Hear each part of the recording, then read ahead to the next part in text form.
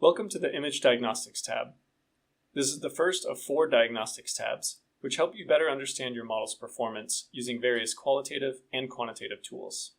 This tab displays various quantitative metrics on your labeled frames and allows you to compare the performance of 2 or more models. To get started, select a model from the drop-down list on the left-hand side. You can optionally change the model's name, but note that the name will not be saved for future analysis. Let's select the first 2 models so we can compare them, and I will leave the names as they are. The Compare Multiple Models plot on the left lets you visualize each model's metrics separately.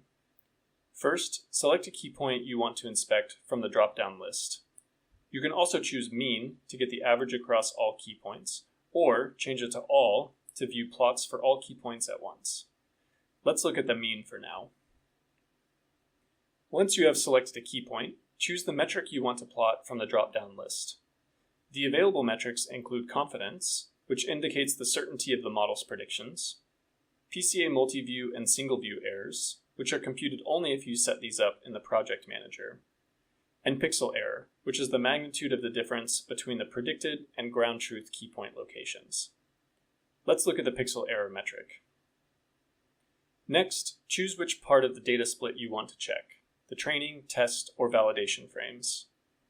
When inspecting model performance, I suggest focusing on the validation or test split, since they show how well the model can predict on new and unfamiliar data. Since this dataset is relatively small, let's leave the selection on the training set. You can plot the data using a box plot, violin plot, or strip plot. The metric threshold lets you filter out any data points below a certain value. The y-axis scale lets you choose between a log or linear scale. The Compare 2 Models plot on the right is a scatter plot that allows you to directly compare model results against each other. Select the first model for the x-axis and the second model for the y-axis. You can hover over any point to get more information about that particular data point. In the top right corner of each plot, you'll find a set of control buttons. The camera icon allows you to download a high-resolution PNG image of the plot. The magnifying glass icon allows you to zoom in and out of specific areas of the plot.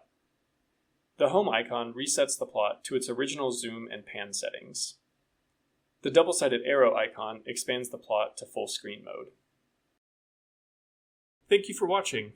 If you found this video helpful, please like, subscribe, and leave a comment below. See you in the next tutorial.